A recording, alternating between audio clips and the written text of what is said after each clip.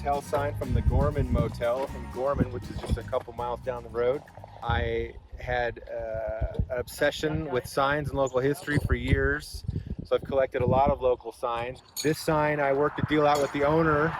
The bungalows and the motel are still there, so I purchased this. It was laying in the weeds, fairly crunched up. The frame and everything for it was pretty messed up, but I was able to drag it onto my car trailer, bring it back to my shop, which I had a restoration shop at the time in Lebec, and then I was able to remove the skin of the sign from the bent up twisted frame, because the other frame, like I said, was pretty messed up, but I was able to at least straighten this part out enough to display on my shop wall for years. There was a smaller piece on top that said Gorman.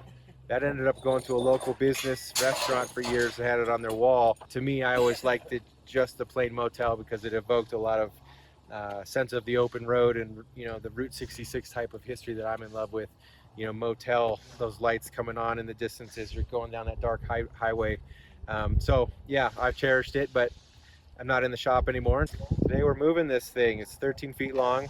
It's not too heavy, but it's very floppy. We've got a bunch of volunteers from the museum, and they're gonna load it on this flatbed trailer and bring it down to the museum.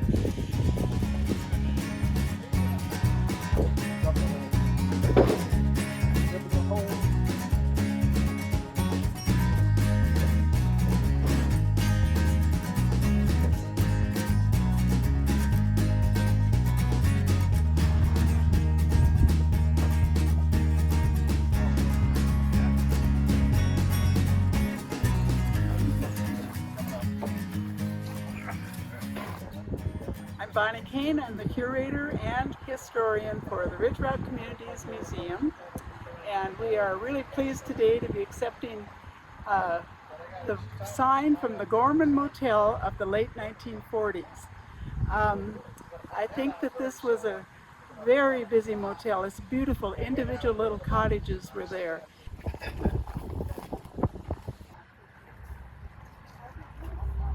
We're trying to build a little sign collection in this corner of the museum with our mock gas station. It's a copy of a gas station that was in the Tahone Pass in the early 1900s, in the actual Ridge Route era.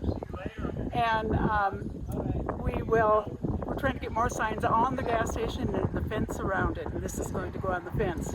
And we're going to try to get the word Gorman that's supposed to go above it. We hear that it's in our community somewhere, so we're looking for it.